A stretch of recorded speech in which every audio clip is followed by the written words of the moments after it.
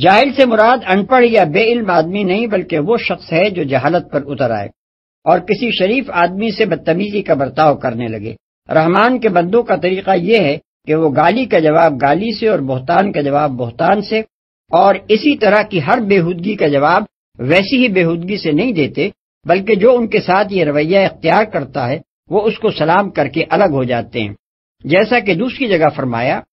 وَإِذَا سَمِعُوا اللَّغْوَ عَرَضُوا عَنْهُ وَقَالُوا لَنَا أَعْمَالُنَا وَلَكُمْ أَعْمَالُكُمْ سَلَامٌ عَلَيْكُمْ لَا نَبْتَغِي الْجَاهِلِينَ۔ سورہ قصص آیت 55۔ یعنی اور جب وہ کوئی بیہودہ بات سنتے ہیں تو اسے نظر انداز کر دیتے ہیں، کہتے ہیں بھائی ہمارے اعمال ہمارے لیے ہیں اور تمہارے اعمال تمہارے لیے، سلام ہے تم کو، ہم جاہلوں کے منہ نہیں لگتے۔